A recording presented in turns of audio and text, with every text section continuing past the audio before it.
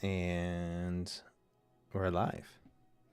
Welcome. Thanks for joining my live study session of Nioh 3.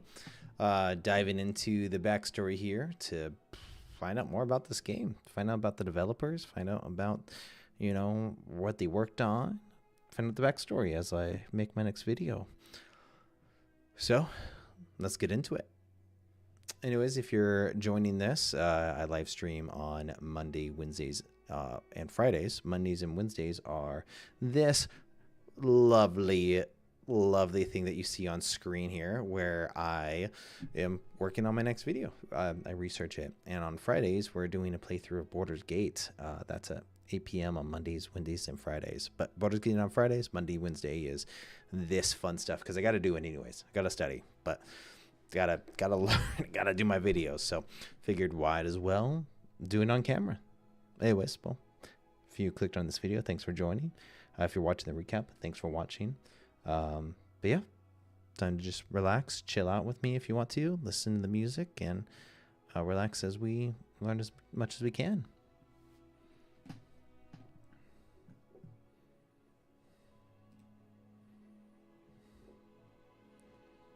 Okay.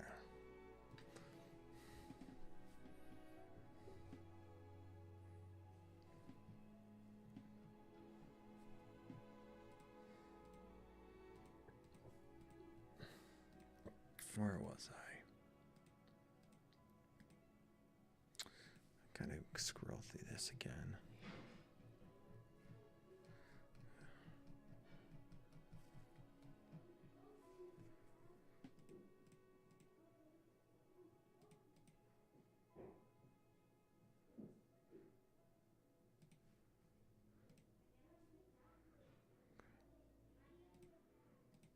Yes, this is it. Oh, someone's here. How you doing?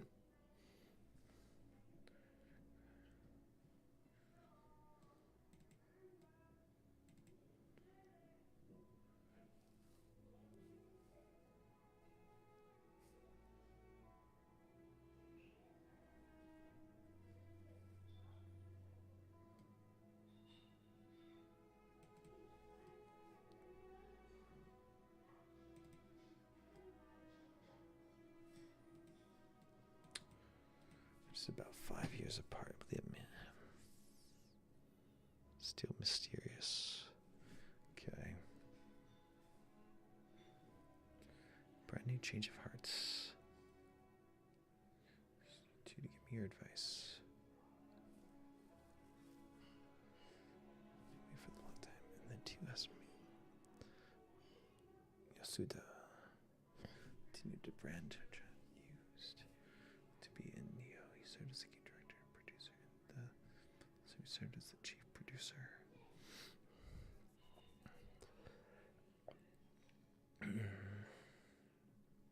Just the project manager.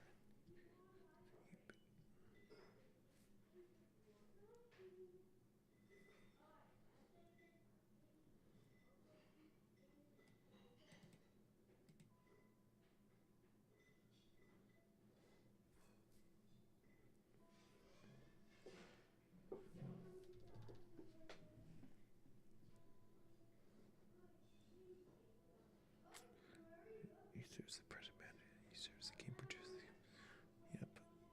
Yep. And then Yasuda and Shibata.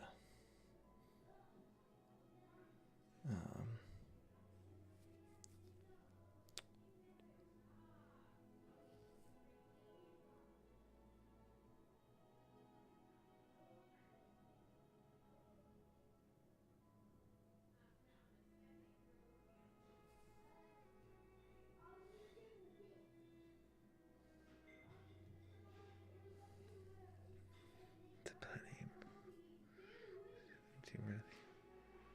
Probably around 2020.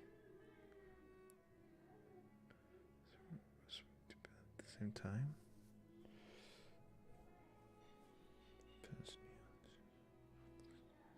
Found player companies. The first slide to make a request for paid in a bottom-up manner because Steven passworks as a team. The team members can change at the beginning for the year before last. The content of the game has not changed at the beginning of the premise there. I have actually paid the trust and added 2 different dependencies, which will be samurai ninja, which will be. So I want to ask what line switching and fighting enemies. Password samurai ninja, basic concept that existed in this country.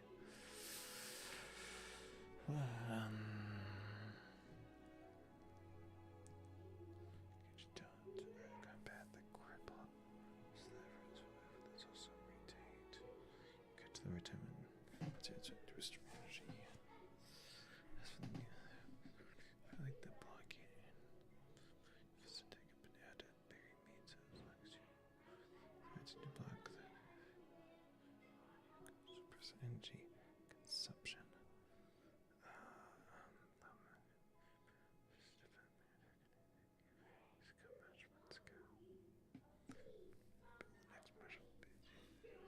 Strengthened. So if you use it, you can use both movement speed and manipulate the most change your price.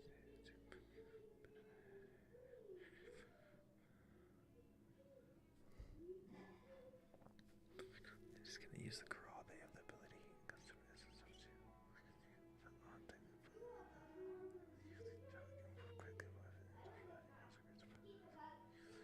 Good magic energy crowds you can use. Continue as long as the palms.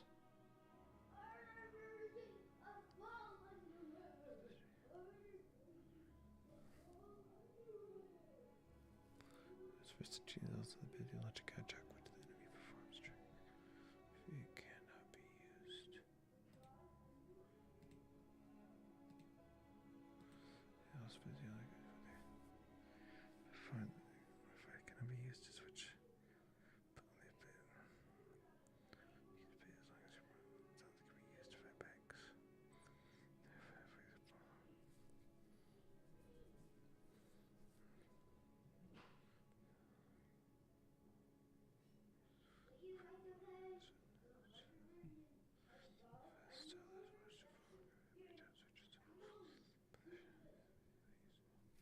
Using ninjas. Players who just want to fight. Although we can use change over to the fight, so it will not change. The game you must switch styles to fight. Just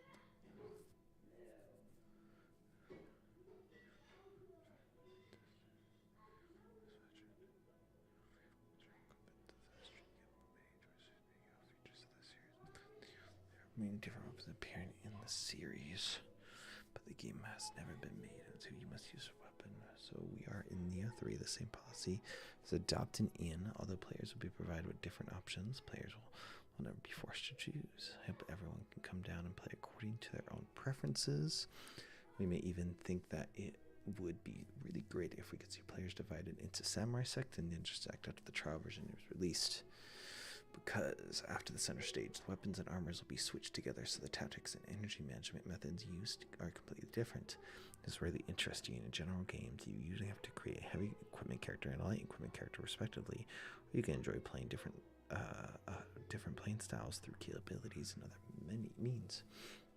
But in Nioh 3, you only need to play the same character to play 2 different ways. Samurai can use samurai swords, guns. Among others, well, ninjas can use weapons such as double knives, chains, and hand-armored hooks. Swords, guns, double knives, chains, and hand-armored hooks. The skill tree itself in Nioh 2, like there are 2 types, samurai and ninja, and special weapon skill trees are prepared for them. You can freely use the skill points obtained in combat or through props to allocate them to different skills. After performing, the centers change. Not only the movements will change, in the official version of the game, players can create completely different characters to use in the protagonist, samurai, and ninja forms. In other words, the player can switch between everything from the character's looks, voice acting, and fight style by tuning their hearts. Of course, it's retained and used in Passworks. As long as you use the COI number, you can share the function of creating the character setting formula. In this part, everyone has to look forward to the launch of the official version of the game. So that's it. Players can cooperate with the settings they come up with. For example, although they are very common playing the role of a ninja, switching to a samurai will liberate their inner animal nature and make them appearance look rougher. Would that be able to adopt the setting of being a male when playing a samurai, but becoming a female when playing a ninja? Although the detailed setting is scheduled to be released later, the player plays the same person after all. The story is set to change his appearance due to Biwara and the player of the guardian spirits. To change the gender. Speaking of catering an area,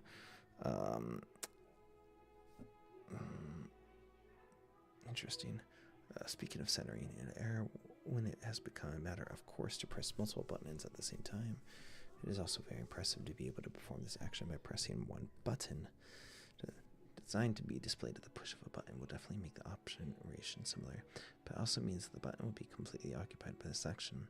This is a decision that matters, but because we think in Nioh 3, allowing players to switch between samurai and ninjas with simple, so they decided to use the card design. In addition, we also hope that the switching itself is beautiful, so we designed the counter technique of the special move to be performed with the same button. Pricey, because the system forms the basis of the game, must be designed to be performed one click. It's just that switching the fine style itself is a quite unique system. To add this design, it wasn't what reason wish. It should be because I want to change the feel of my movements, because from Nioh to Nioh 2, the types of weapons have increased, so in making sequels, the first problem is to make more changes in the feel. Nioh after all. So of course I want to pay attention, because the most common in the Wafu War Wire. To further these two elements. In fact, the samurai need to switch between each other. Departure point, really?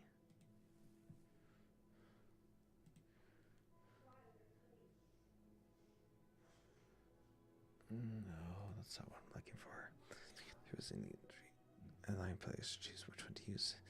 There are already many games to do this. And in addition, we also hope to feel good. This time it's different after taking a look.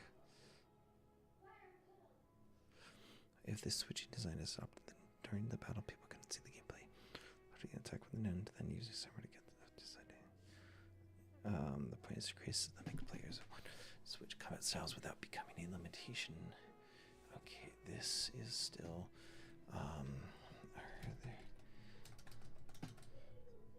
there any other interviews with the devs? Video written doesn't matter.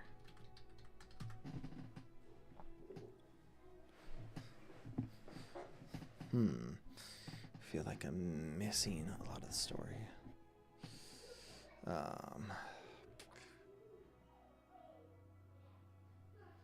Okay, I'll go into those after. There's no limit to that can be performed instantly, which also try to align a cool time to appear after the centering is performed. Team whoever was one side players can switch freely. Want to feel worthless, but I would discuss it. Thought maybe so we adopted the current design. There's no way to create a different switching. Ninja. But first the gameplay and everywhere. It's just that both samurais need such a clear history. So we also must balance many unique weapons. Both appears.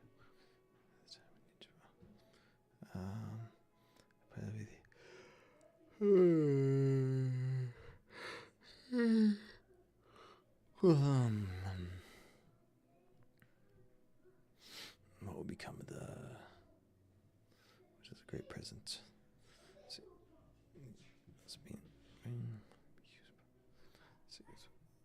Soul core when defeating a monster. Okay. It is my yin and yang techniques.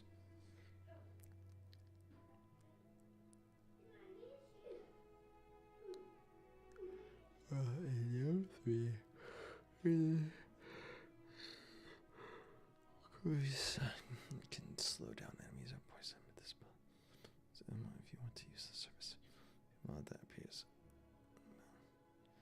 Okay. Interesting. Nioh 3, the yin yang together appears in the spells divided into different systems. Poison them in the spell talisman. And the spell that summons monsters to attack. You must also be able to. Okay. Can spells and charms be switched freely? No,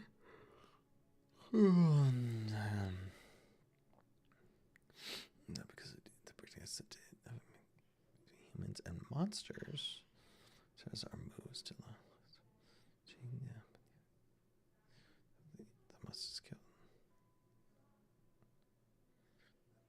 The protects will be close to the feeling. Of course, you get to use different chasms for this. As long as you defeat the monster, this you can create for Yeda Yang magic. But if you want to use your create. These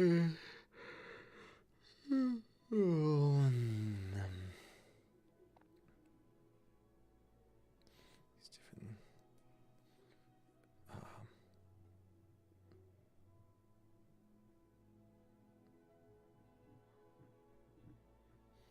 about whether the weight will be a little too much. So you're prepared.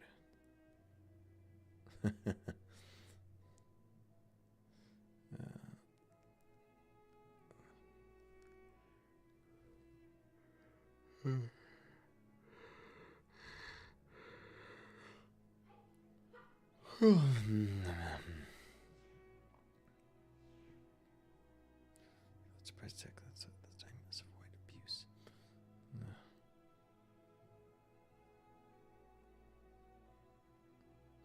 Open map. Open map. Open map.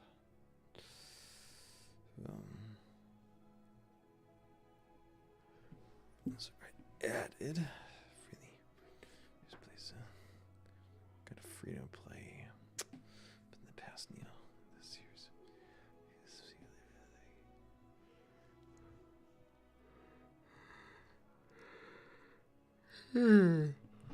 Oh.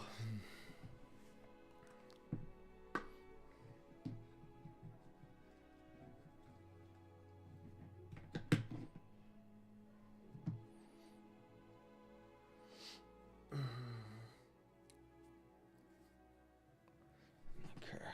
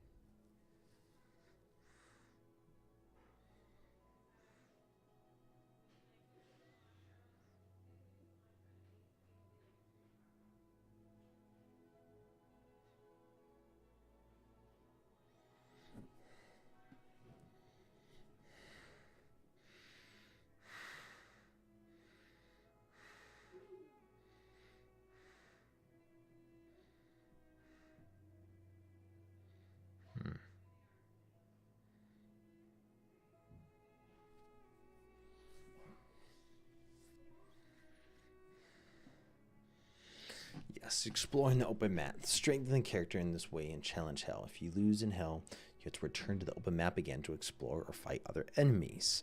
It should be like this. It is up to the player to decide what order to use to guide the game. Because it is possible to obtain new strategies such as new ninjutsu and so on during the exploration process. Even if you just continue to explore the map, the characters would continue to become stronger.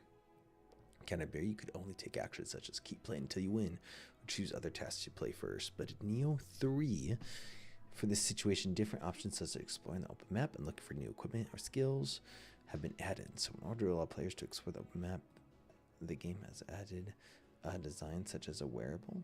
Although it's not considered wearing a tool, as the game progresses, you can learn a high-speed sprint called Hayati Run. And this is not an action that can only be performed using a specific guardian spirit. It is more like having a new ability. If you haven't learned the status of the Hayate in the trial version, you can still run at a very fast speed without using up energy. And I expect that you can accelerate further. But why not add the wear?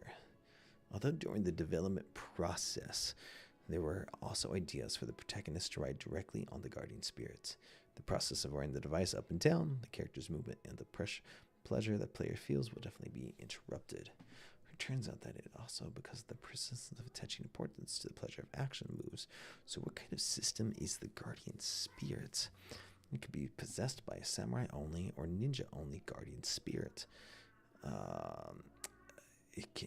It will also be switched together when performing mind changes. Looks like Nioh 2, the system that equips the two guardian spirits into master and deputy, is different. It is indeed different. And the strengthening elements of the guardian spirit are also related to hell. As you clean the hell and destroying the wedge in hell, you can strengthen your spiritual power and unlock the second guardian spiritual skill held by the guardian spirit. The guardian spiritual skills was usually regarded as a great trick in the past. In Nioh 3, the frequency that can be used will become higher. Even if there is still no way to keep firing continuously, it'll become something that can be added to the continuous technique for use.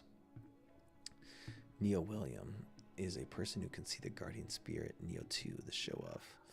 Nioh 3, the protagonist of the game, is set as a character with a very high affinity for the guardian spirits. This way to create differences from past works.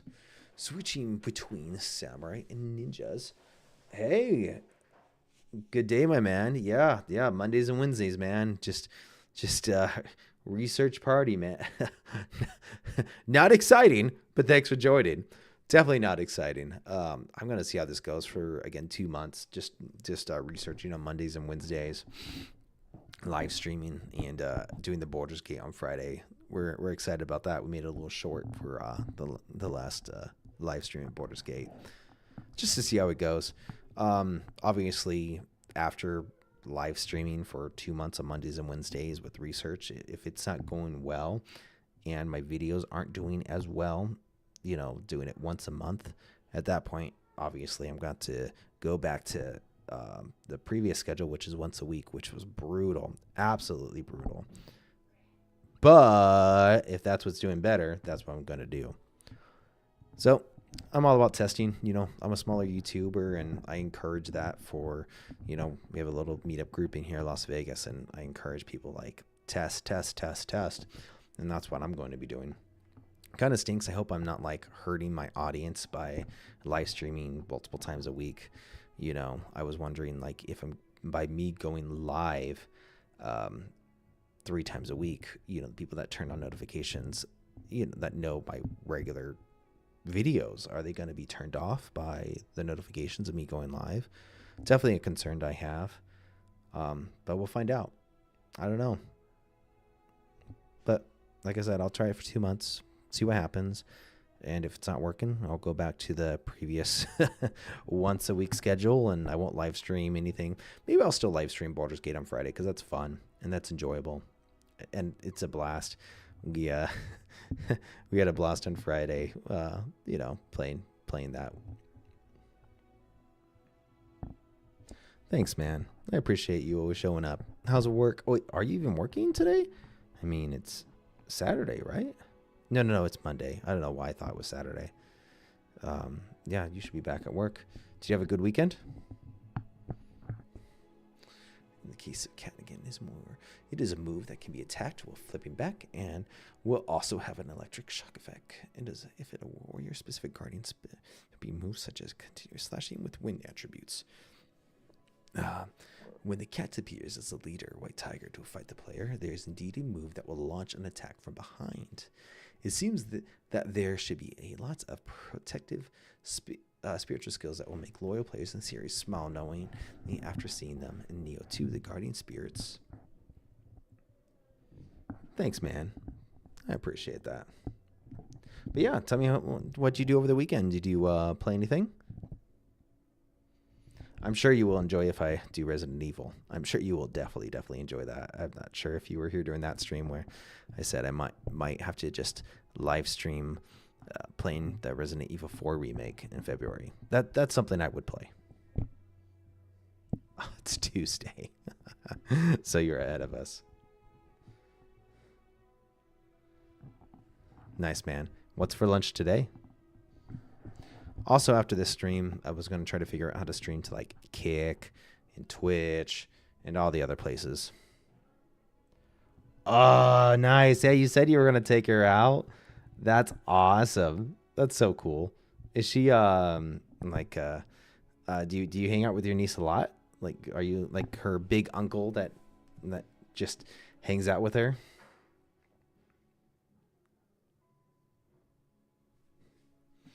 When you want to counterattack the enemy's great tricks, the time of catching them will also be different. Was a setting the book in this regard? This time between guardian spirits has been mentioned before that using mind switching can counter the enemy's great move, and the same can be done by using the guardian spirit skills. I will say so far for the research on Nioh, I'm not finding anything juicy. Again, I'll keep looking, but right now it's pretty vanilla. Aww. The baby of the house. That's cool. I'm glad you're her big uncle and can take her out and take her to Korean barbecue. That's a good uncle. As long as she's not watching you play the horror games.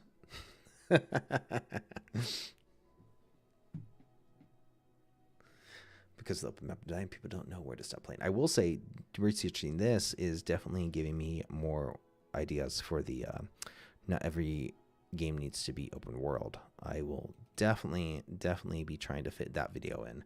I mean, that video has gotten a lot of votes in the polls, a lot. So I definitely need to fit that one in somehow, some way, and see how that goes. Definitely. Have you been voting on the polls? Did you pick the energy sword today? Kind of curious. Let me see how that post is doing. Let's see here. 27 votes. Energy Sword is still in the lead. And then pretty much everything is at the same level. Master Sword, Buster Sword, and Keyblade.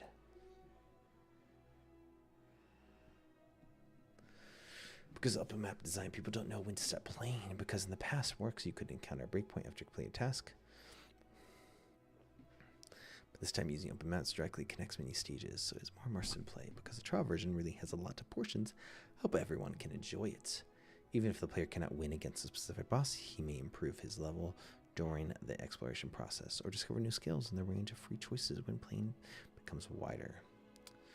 I hope everyone can have a good feel. Yeah, that's pretty much like what this guy's breakdown was. It's more just talking about the game, but not the development.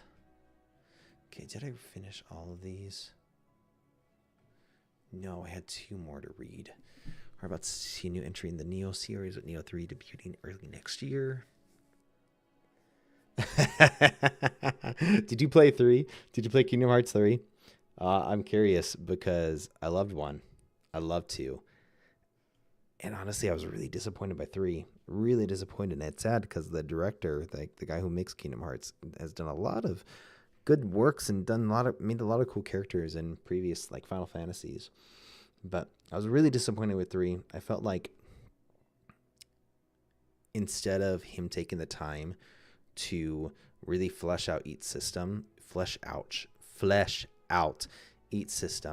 I felt like there was just so many small systems in terms of combat that it felt not fun. I would have rather have him like narrowed it down to just a few key aspects in combat and perfected those.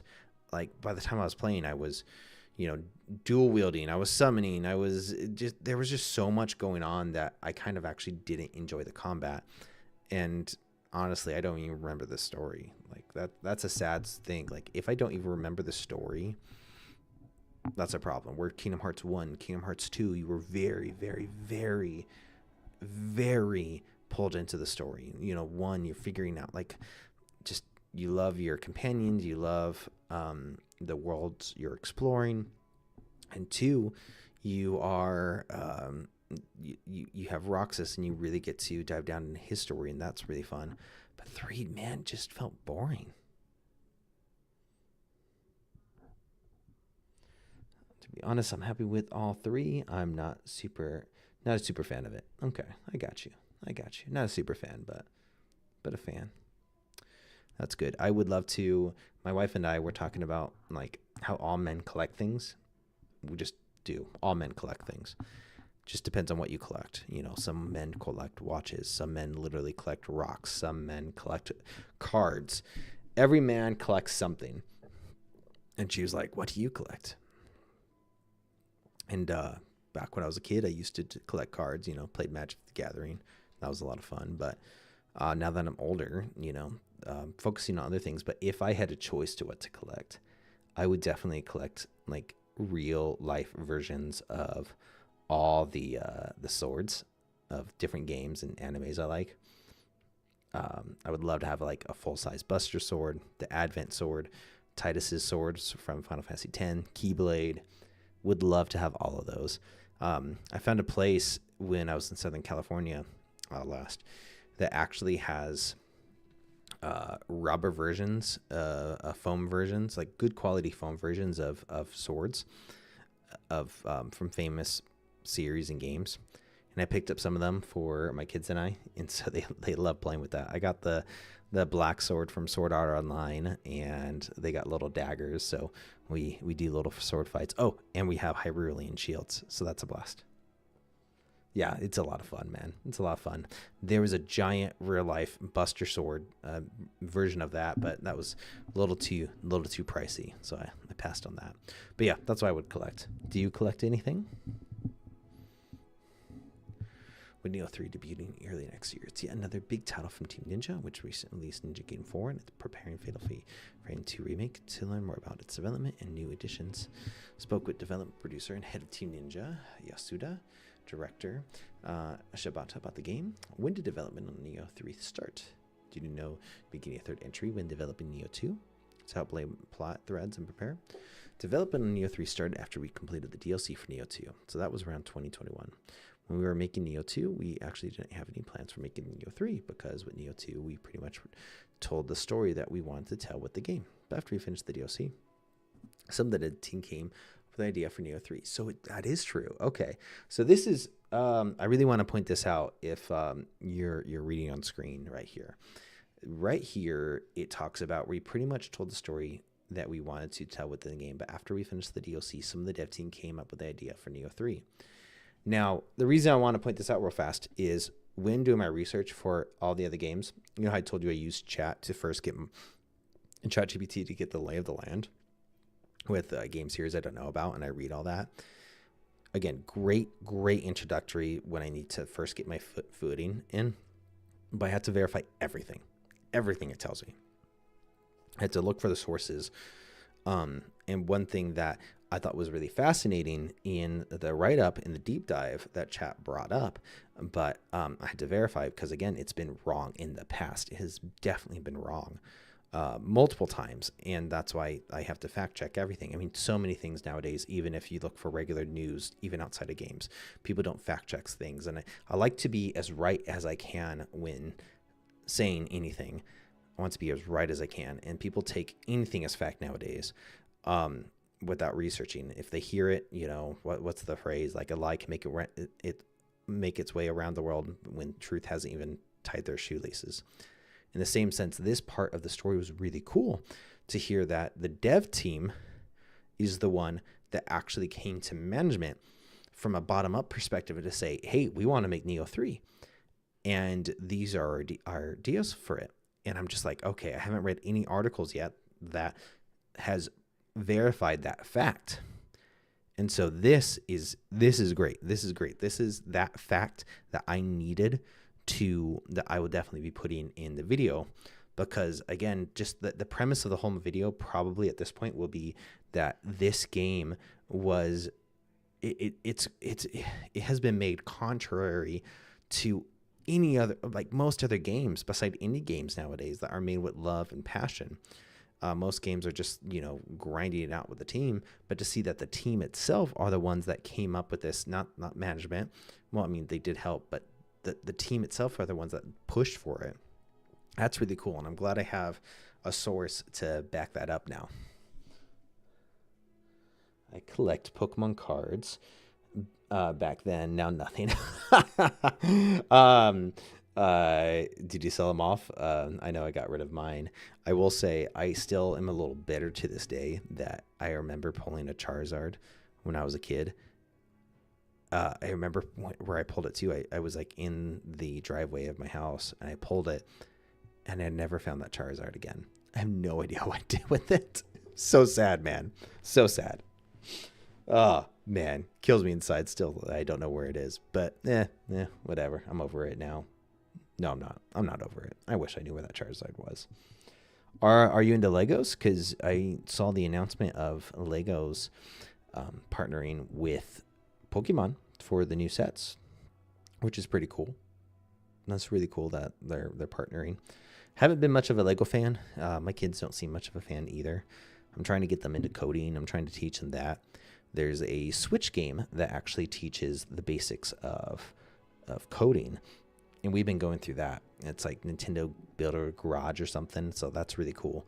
I'm trying to like find their strengths and lean into it now with their age, because, at this key age, I want to foster that love that will be tangible as an adult. And seeing that they do want to create, that they do want to build, I am doing everything I can to try to foster that love. So, we've been working through Nintendo's Builder Garage. And I think they're like latching onto it. I got one of my other kids a little kid's like tool set. And we just asked for like broken electronics from other people, and we encourage him to take stuff apart and put together, because he's really like, it's impressive how good he is mechanically with his hands. He can like figure out things really, really well. It's interesting because he can't like verbalize it, but just when he sits down with something, he can figure it out. So we're like, let's capitalize on this. Let's lean into it. Let's have him start taking stuff apart. So that's what we're doing with one of them.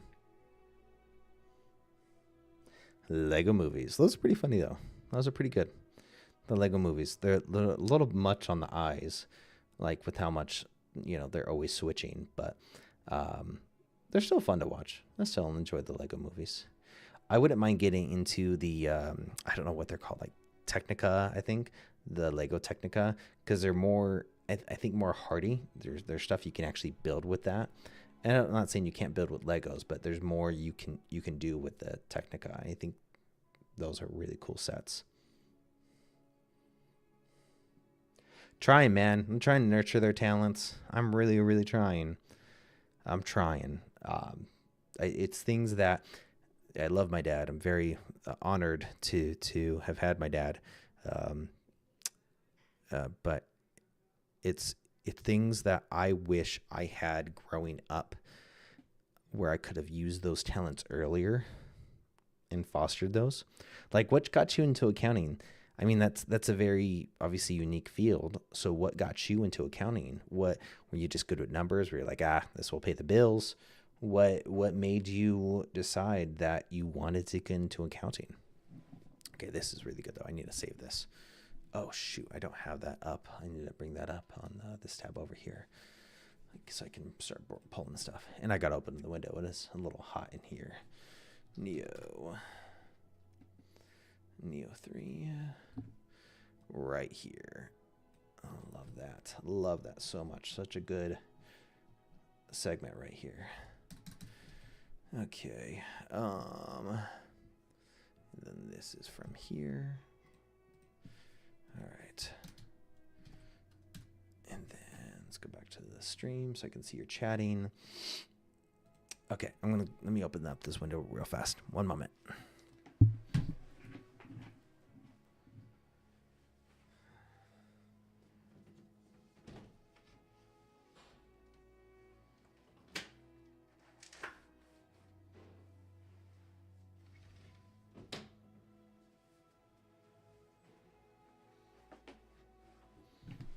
Okay, that should make it a little nicer. Just picked up on the spot. You picked up accounting on the spot. That's pretty cool. That's really impressive. That's really, really impressive. Obviously I'm glad you stuck with it. You seem to be doing great with it. Rolled with it. That's awesome. That's really, really cool. That's really cool.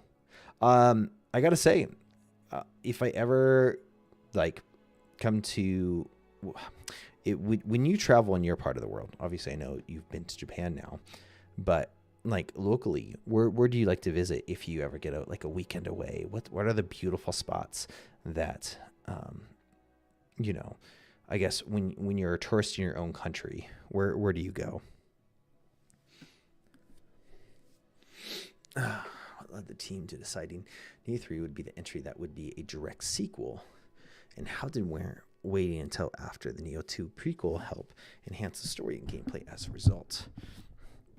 Between Nioh and Nioh 2, there were only 2 or 3 years between games. But at that time, even though we were able to evolve the actions, I think overall, in terms of the gameplay experience, there was a huge change between Nioh and Nioh 2.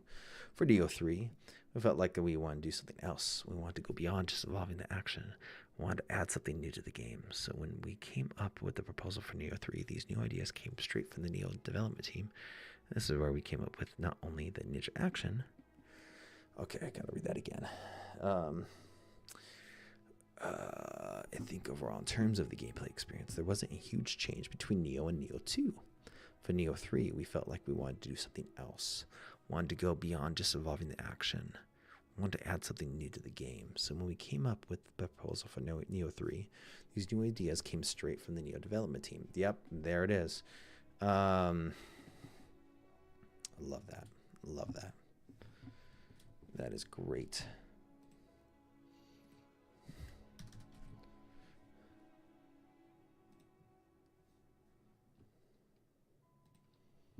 Okay, now I gotta check out these spots real fast.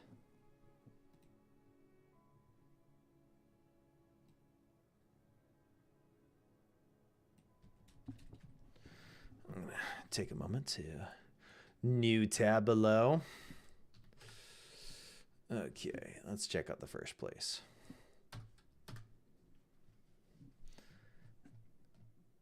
Oh, wow. Oh my goodness. Bro. Oh, that is beautiful. How often have you been here? This is gorgeous. It's like a slice of heaven on earth. Wow. Wow.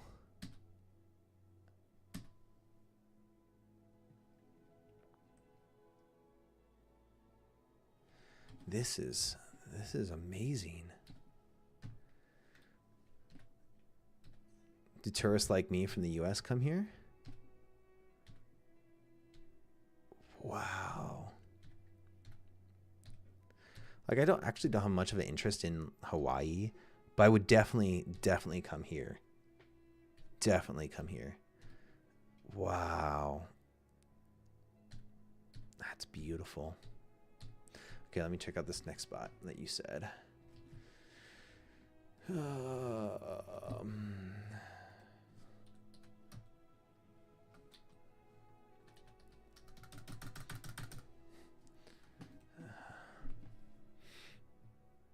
These are just gorgeous cities. Okay. gorgeous, beautiful places. Nita is my fave. They have a hotel in the middle of Lagoon. I'm okay. Well, that will be the man. This is so cool.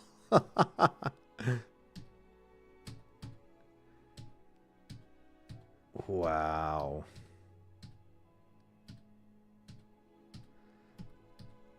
Man, a little chapel. That is amazing. Let me check out this last one. I should probably get back to studying. Oh, I'll check out. Boom.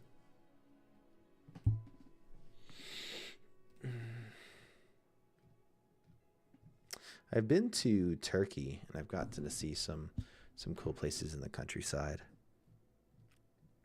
That was cool. That was in college. Cebu City. What's this? El Nido. Nioh.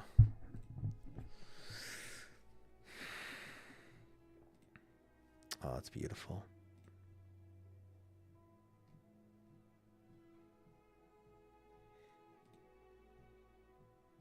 Wow. I think the first two I would definitely visit.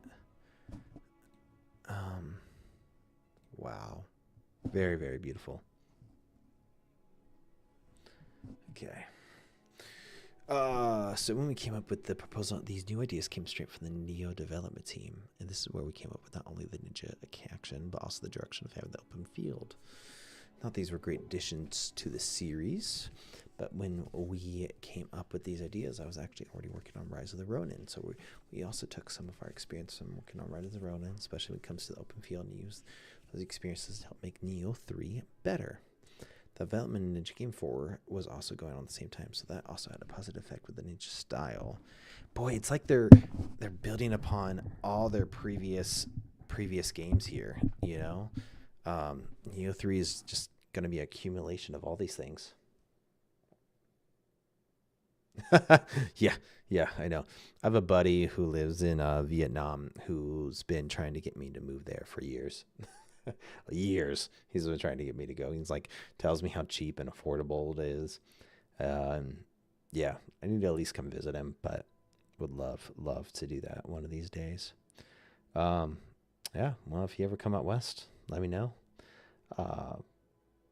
Again, no, you're not a theme park fan, so normally that's my favorite thing to do. I want to go to Epic Universe in Florida. That's the next big thing. And if I can, take the family on a cruise. May not be able to, but would love to do a cruise with the family. The development of Ninja Gaiden 4 was also going on at the same time, so that also had a positive effect on the ninja style. With these aspects and the experience our team was able to gain after the development of Nioh 2, I thought we'd be able to meet all of our players' expectations for Nioh 3. Wow. Nioh 3 follows a more defined character, much like the original Nioh. While Nioh 2 featured an original character, how did that affect on the narrative, and what sorts of benefits or challenges come from it? I'll be one nice part about staying in the East, though, compared to going to the West, is your money is going to go further, especially if you're on vacation.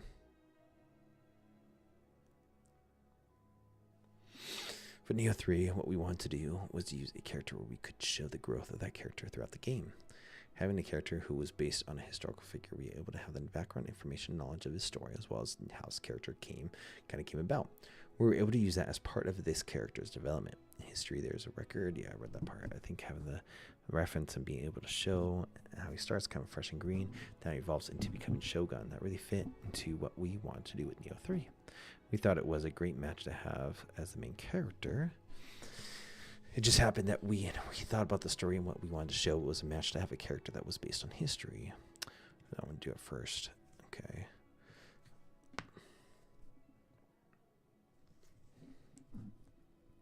Nioh 3. So what's the niece getting at the Korean barbecue? What's the choice for lunch today? Beef, chicken, fish.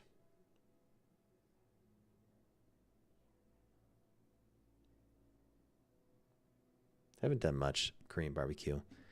If we do like have a nice dinner out, right now it's typically ramen. We're all big fans of ramen and hibachi.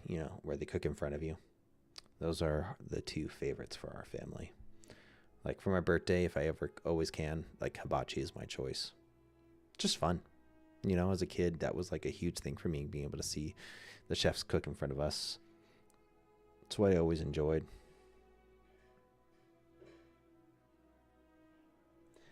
Just opened here. Is that like a new spot?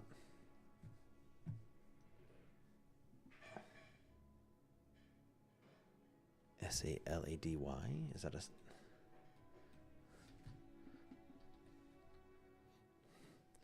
I don't know.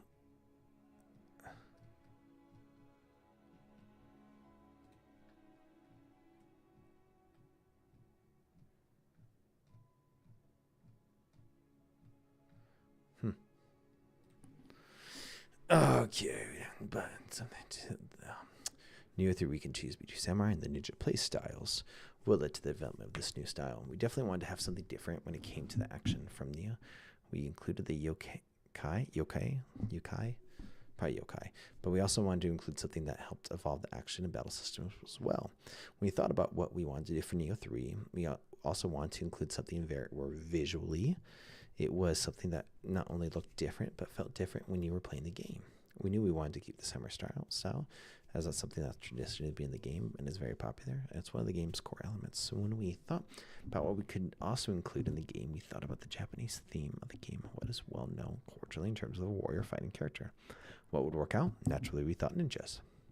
Not only are they fitting in this Japanese world, but they are known worldwide. People know ninjas, people love ninjas. That's true.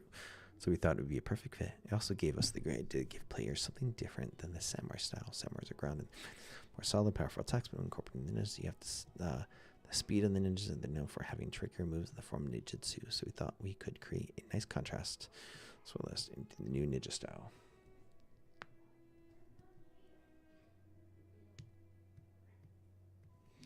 Yeah. Oh, yeah. Tep Pinsao. I think that's the official name here in the West. Well, at least in the U.S., everyone calls it hibachi, even though that's technically not the right name. Dude, this food looks so healthy and so good. I gotta say, like, one really annoying part living in the West is to eat healthy. It's actually extremely difficult. I mean, most of our foods are sprayed with pesticides and poisons and crap like that, but so they can get a bigger yield. And then you go overseas and, they don't necessarily do that. So you get this fresh, healthy, organic food that just is good quality right off the bat. Where compared to here, you have to pay triple the price to find food that's actually food. I mean, looking at ingredients on packages, it's always just, it's made in a lab, man. And so to get quality food like this, it's either really expensive, or just hard to find, or you just have to make it on your own. My wife really wants to do a garden out here, to say the least. Would love to do a garden. So I will say that's there's a lot of advantages to living not in the U.S. Nah, I don't blame you, man. Don't blame you. Need some light food. Guardian Spirits Transformation, Return Nioh 3. What can we expect from this installment options? So much of the Guardian Spirit transformations will work similar to the previous Nioh games in terms of being able to provide you with certain skills. Okay, the Ninja Stone Summer still might have the same Guardian Spirit. Their action sets. Okay, what about making the game? The reaction that we received a lot of positive feedback, but we had this new challenge of adding the ninjas on the open field aspect, so we were a little bit worried about how people would react. But overall, it was very positive, so we were relieved to hear that people enjoyed that. We weren't sure that people would accept. I gotta say, like, with this, besides going open world, which they wanted to do, it doesn't seem like they're trying to appeal to a wider audience as much as they're just trying to make their current fans happy, which is really unique. It's really unique in the game industry today. Not what typically happens. For the feedback we received, we did make some changes to the game. In the demo, you could switch the styles, but we didn't. Overall, it was very positive, so we were relieved to hear that people enjoyed that. We weren't sure that people would accept or even become comfortable with the ninja style. I ended up preferring one over the other, but we found that people really enjoyed playing as both styles. Okay, we did make some changes to the game. In the demo, you could switch the styles, but we didn't include being able to switch the weapons. But we heard a lot of feedback that they want to switch weapons. Okay. That's good. That's good. I'm going to grab that.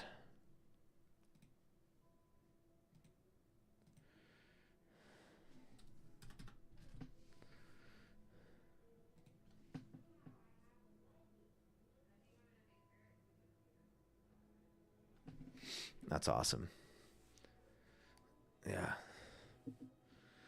Got a garden. Man, Green Thumb Accounting games. Love it. Yeah, I appreciate that too. It's really like in the world of I'm seeing this trend that games being made in the East are having a much different philosophy compared to the games being made in the West. And what I mean by that is in the West, they're obviously prioritizing profits. And I'm okay with profit, obviously. That needs to be made. You know, their companies, their businesses. But there seems to be this level of ignoring their base. Like, you know, there's a term in business called TAM, total, you know, available market. And sometimes you can increase that. But there's a certain point where when you try to appeal to everyone, you appeal to no one. You know, very few people can do that. Mr. Beast is able to appeal to a lot of people. I'm like, on his content. But when you try to appeal to too many people instead of your market, you lose the soul. And a lot of games coming out nowadays definitely have that problem, where they just try to appeal to a wider and wider audience instead of just making their core audience happy. And usually when you make the core audience happy, they tell their friends and they bring more people. And so right now in the East, you see them making the games where they just lean into what people want, which you would think businesses would want to do. But it just seems like that is no longer the case.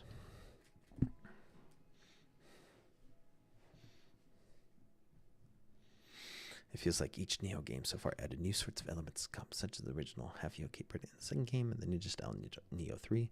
If you had any sort of freedom opportunity, would you like to consider for a fourth game? I think we've exhausted all of our ideas. Wow. Exhausted all of our ideas. Wow. I wonder what they're going to make next. If they're not just going to, you know, beat a dead horse and extract everything they can from it. Oh yeah, they forgot about their fans. 100%. And I'm okay with innovation. Like, innovation has to happen. I'm okay with people changing things. But when you completely disregard the core player, that's where things get messy. Things definitely get messy at that point. Yeah. That's why it's cool to see at least Resident Evil Requiem. Like, they have the action element, but they're still they're trying to find that balance of action and horror with Requiem. At least that's what it looks like to me. They're really, really trying to find that balance, which can be a little difficult.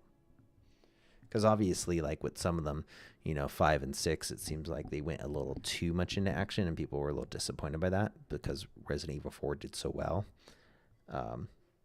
But seeing them try to strike that balance is pretty impressive.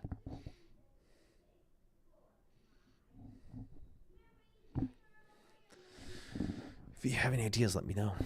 All joking aside, one of the key elements to the Nioh series is the katana sword. Okay. You know what? That is really good too. Let me grab that.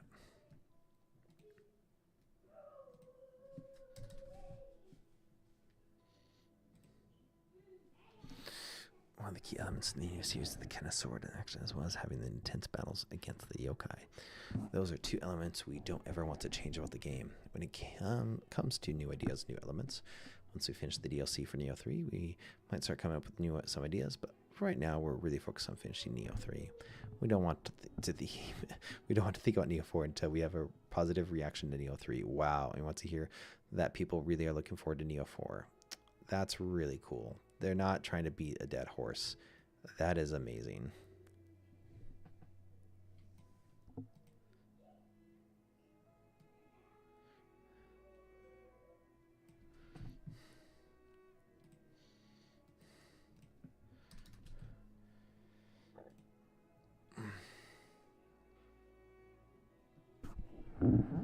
They might. They might. They might make some new IP. I mean, they did. Rise of the Ronin. They did that. And one other game they did. They were making new IP. But obviously some of this team was on the Nioh series. So freeing up the people from the Nioh series to make other IP, that would be good to see. Well, we're still concentrating. Once we finish with the full development, that's when we'll start thinking about what we'd like to do in Nioh 4. So far, Nioh remains a PlayStation. Okay. We're not really so sure. We know the game would have its challenges at that time. Okay. I think I got... That's like nothing. Okay, so I read that. I reread that. Let's see if there's any other articles that we can find here.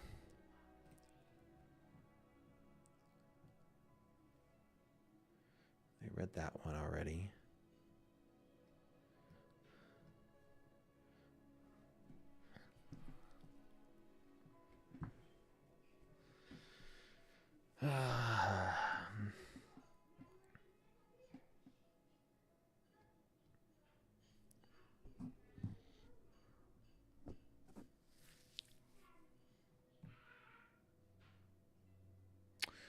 Okay, it might be time to start seeing reviews on this. Yeah, I think it's time. Let's see what if my favorite people reviewed this game. Review Angry Joe. I love the Angry Joe reviews. They're very, very useful. Yeah, plays Noah. Rapid fire review. Okay, so we at least got a little bit of information here. Let's see what. Hey guys, what's up? Angry Joe, another Joe here. So again, usually at this point, I'm looking at not only reviews from people that I trust. They tend to have a good pulse from the audience perspective, but also reading their comments. It's good to read that too. Just to, again, get an idea of what people like about a game, what people don't like about a game. It's good to get that pulse. So that is a part of this, research process, because I have never played the Nioh series. So I wanted to find out what people have said and what customers have liked about it. So that's going to be the next portion.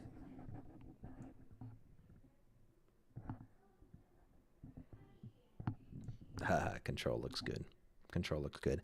My Steam backlog is insane right now.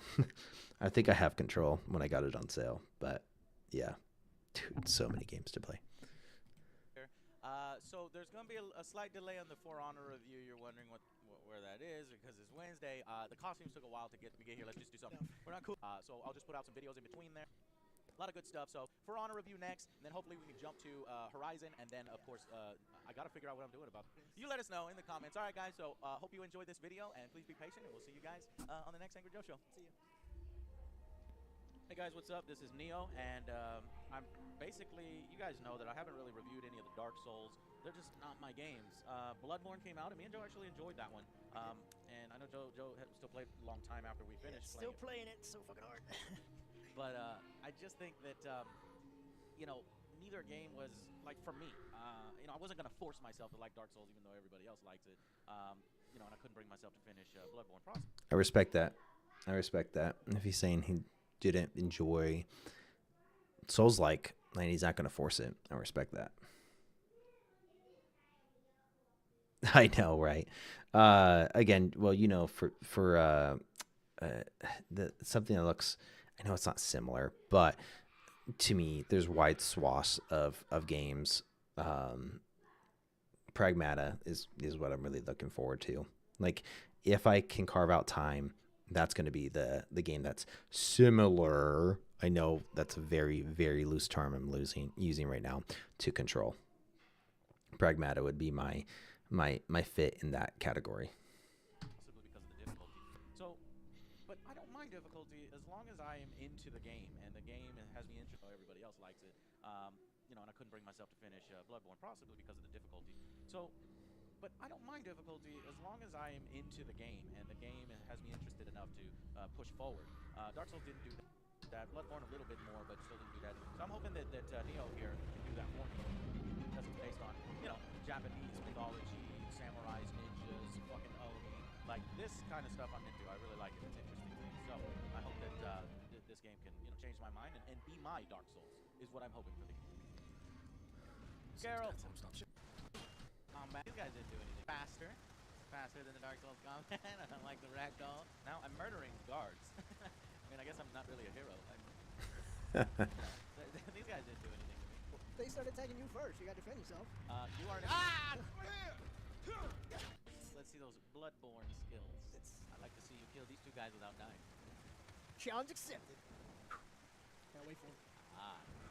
Maybe one of them will have pants. Quick running. How do you not see me? You're the worst guard ever. I'm right here. Motherfucker! Oh, he came right in and Joe punishes him. One more hit. And he's down. Good job, Joe. A stone. Oh, shit. I forgot the first one. Oh, good. And Joe does it.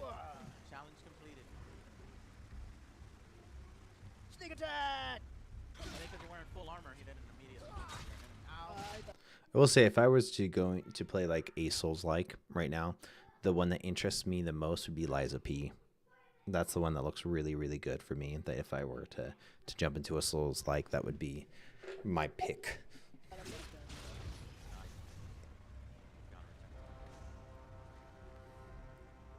that guy should have known. Right? So the AI is a little weak on that side.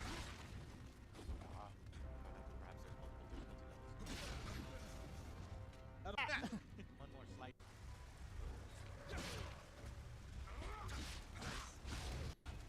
Fine, take him out. Nice. I would go with the fast. Left. Hmm. Where have you taken me? Oh god. Shit. Fight me one at a time. Nice. I would go with the faster weapon. No, I was trying to heal. Almost. Don't get too cocky. No, you got Wow. too cocky. It's the stamina, man. I was tired. Yeah. Couldn't lift my sword back up for a block.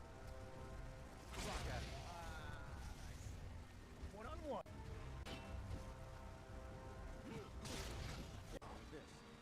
Victorious. See, they finished Final Fantasy 16. This makes me want to play it.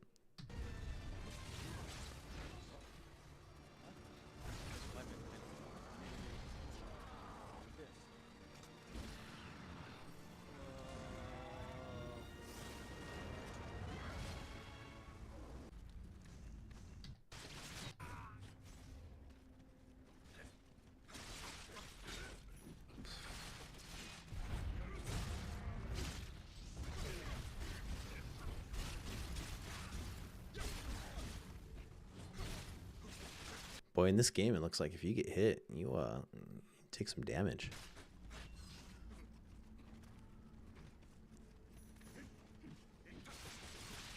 You gotta be careful with their moves.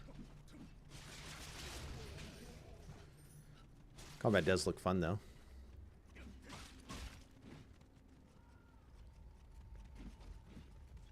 Gotta learn their moves.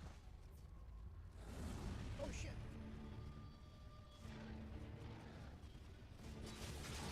Yeah, if you just go in a swinging, you're gonna die.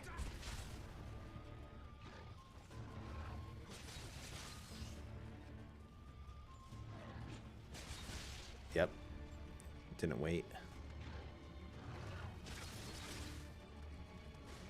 Got boom, Yep. Yep. You get hit, you get laid out. Oh, you played Liza P. Played Liza P. Yeah, it looks solid, man. It looks so solid, and the storyline just really intrigues me for that. Really intrigues me. Oh, I should probably full screen this for the wide view. Oh, come on, he does that, dude! No!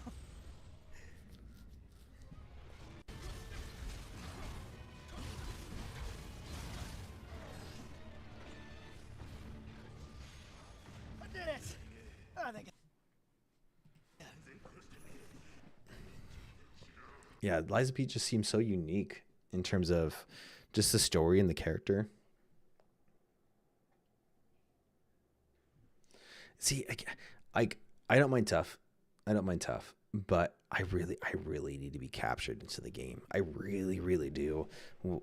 Storyline, character development, and music. Storyline, character development, and music. I can almost like have gameplay take a back seat, to be honest. If music, character development, and story loops me in enough. There's only one game that didn't loop me in because, I mean, I have to at least like the combat or action a little bit, at least a little bit. But if I don't, not interested. That's where a lot of these Souls, like, yeah, they look good, they look fun, and I can understand the appeal. But Liza P is something where it's like, okay, I can deal with that. Like, it seems like a shorter game.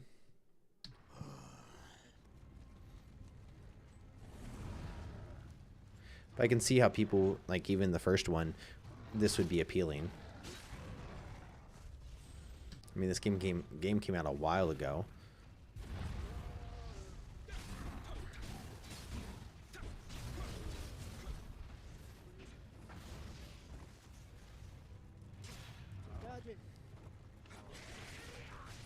The moment you get two people on you in this game looks pretty brutal, though. God damn it. Yeah, you get two on you and you're going to be in trouble. So they talked about this in the development of Nioh 3. You don't just have one strong character, but knowing that some characters work together is the difficulty. It's not that they're... the difficulty is not that they are one by one difficult. It's difficult because you're having to face multiple of those weaker characters, which is pretty impressive because for most games, you get weaker characters, you can just plow through them. But it looks like already in this, where I saw him taking out these characters easily, one-on-one, the moment you add a second, it adds a whole another layer of complexity. True. Yep. As long as you care about the character, you got to have some type of appeal. Okay. Let's see. Okay. Titus should say other plays Nioh. Angry Joe watches sometimes. I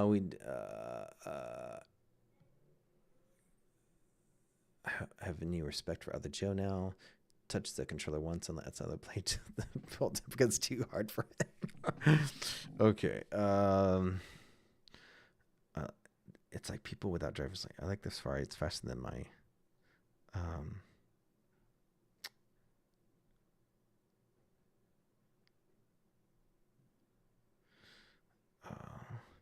Did you like Bloodborne? Did you ever play Bloodborne and finish it?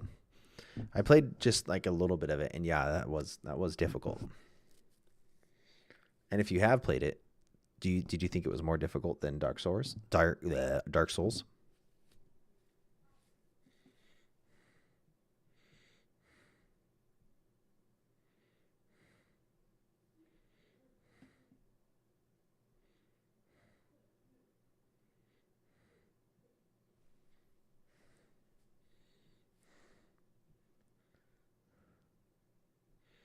Yeah, modern Animush. Yeah, yep.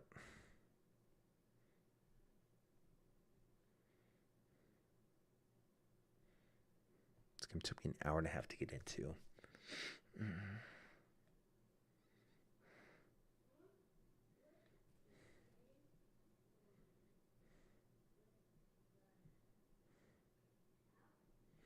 Another one. Onimusha. Yeah, yep. And yep, 10. Yeah, you're right. I bet it does scratch that itch.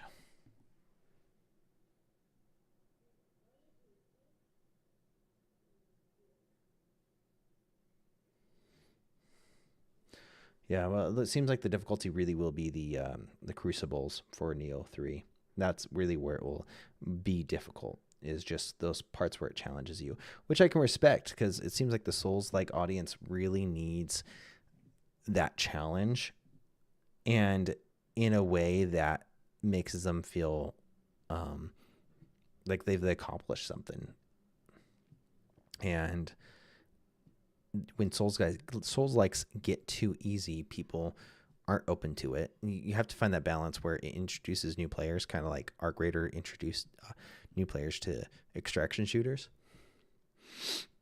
But you can't negate the people, well, like how we were talking about core audiences before, you can't negate that. So Crucibles will be really where the difficulty will be ramped up.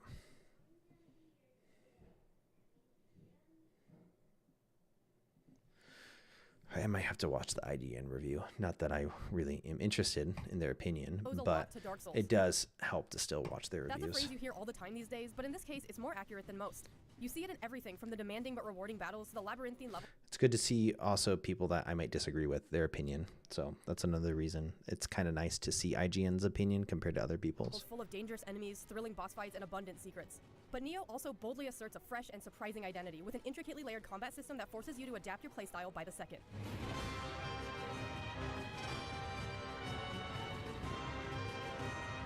Nioh's story functions mostly as interesting flavor for your adventure. You play a fictionalized version of real-life sailor William Adams, who becomes an almost comically inexplicable demon-slaying action hero in the Sengoku period of Japan. Do you seriously follow this pretentious little prick? I never felt fully invested in the story itself, but I appreciate the tone it sets. A quirky mix of history and fantasy that brings an unexpected lightheartedness to what would seem like an overly straight-faced action game.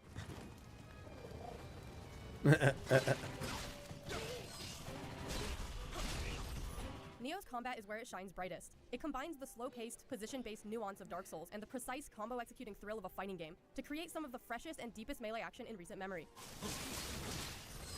Requiring an active participation in regenerating your own stamina, or ki, turns every battle into a tense game of careful calculation. Because you can see your looks like a careful game of paper, rock, scissors. Enemy's ki gauge as well, fights are as much... Requiring an active participation in regenerating your own stamina, or ki, turns every battle into a tense game of careful calculation. Because you can see your enemy's ki gauge as well, fights are as much about manipulating their reliance on stamina as about slashing away their health bar. This is even more fleshed out thanks to a clever multi-stance system that keeps combat demanding and strategic without sacrificing style. The interchangeable high, mid, and low stances allow you to fluidly switch playstyle in the middle of a duel, to take advantage of whichever speed, moves, and abilities work best for the situation. The subtle complexities of each stance, the way they work in tandem with... It honestly does look like complex rock, paper, scissors. Ki, and even their interaction... I don't mean that in a rude way. I mean it in a respectable way. You know, there's strategy to how you approach the situation in each fight. With the types of weapons you decide to use reveal themselves as you play. That's made my time with Nioh a constant learning experience, ripe with opportunities to hone my skills and perfect newly discovered techniques. With such a demanding combat system, living weapons serve as a nice occasional reward for your efforts. Once it's available, this supercharged period of invulnerability is perfect for shaving off the last of a hard boss's health bar or getting out of a tight spot. Thanks to intricately designed levels that are dense with a great variety of enemies, I never felt a shortage of situations in which to put my skills to the test. Nioh's Revenant system adds an extra and constantly changing layer of activity to each level, by letting you summon and fight NPC versions of fallen players at the site of their deaths. But even if you ignore Revenant, I felt a shortage of situations in which to put my skills to the test. Nioh's Revenant system adds an extra and constantly changing layer of activity to each level, by letting you summon and fight NPC versions of fallen players at the site of their deaths. But even if you ignore Revenants, well-placed and formidable enemies that respawn every time you save at a shrine ensure every encounter is a substantial one, keeping Nioh's moment-to-moment gameplay exciting.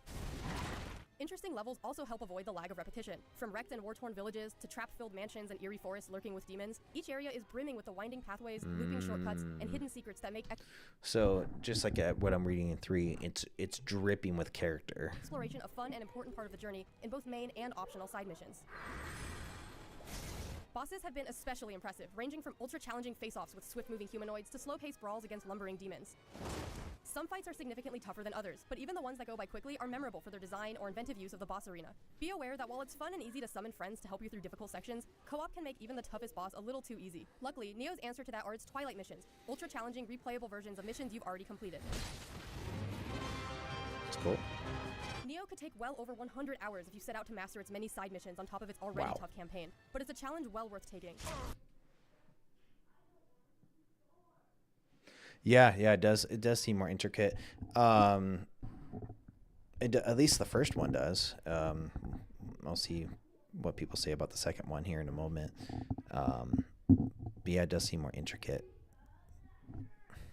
The way it builds on its most obvious inspirations with a highly refined combat system and an unexpectedly charming yet gritty style all its own allows it to boldly carve out its own identity, standing as a shining example of what action RPGs can be. For more on Nioh, check out the first 17 minutes, the action mode versus movie mode graphics comparison, and 7 reasons why Nioh is not just a Dark Souls clone. Okay, so let's see. Here, after the PS Plus announcement, never thought Epic would give this for free. It's pretty much back to Why Always Spiders. It is based on a historical figure, one of the lead. So who was a frontier? Yeah, they based it on historical relevance. He plays Gerald the Witcher. Is he okay? As a PC gamer, I can no longer know quality free. Well,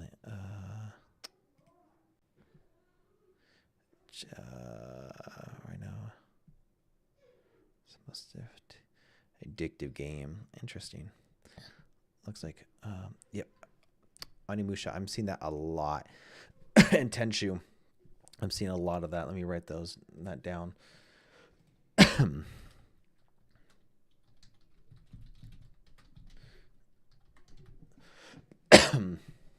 Hopefully I'm not getting sick.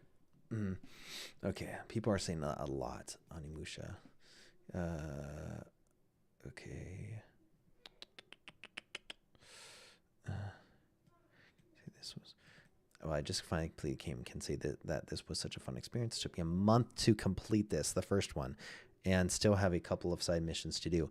Well, I will say, Lord Fire, if you haven't played the first one, it looks like the first one is definitely worth a play. I do know they did, I think, like a remaster on Steam, so maybe I would start there. I'm seeing really, like, overall the sentiment from the players seems really, really, really positive on the first one, and good games will stand the test of time. Nioh started the Souls-like genre. The 3D Ninja games, yeah. I got this game series. Onimusha. So it was definitely scratching an itch.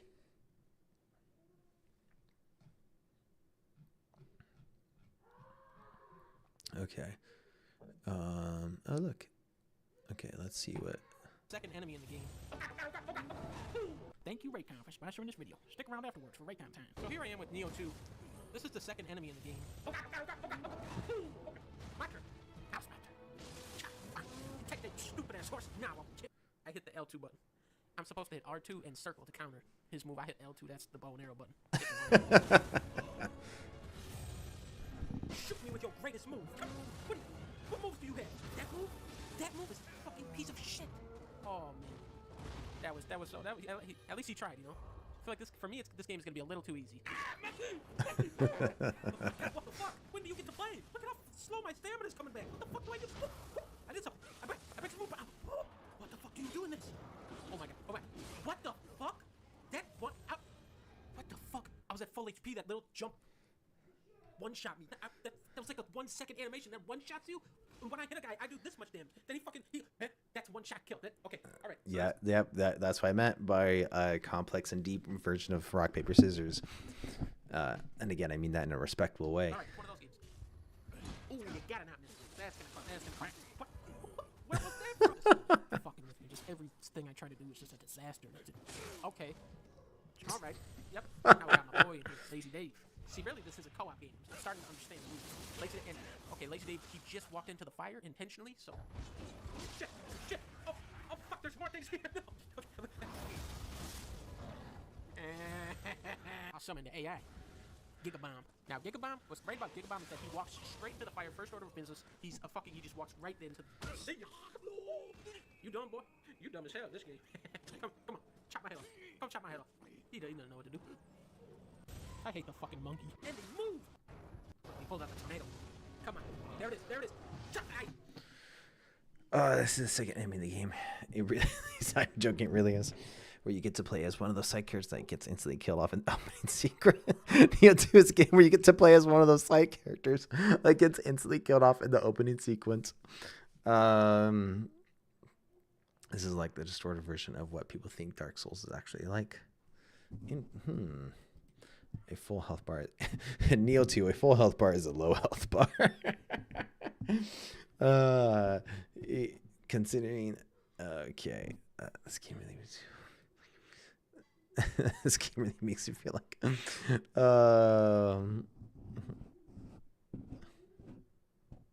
okay, it's one of those games, the most accurate review. Beat of the first try, probably a glitch.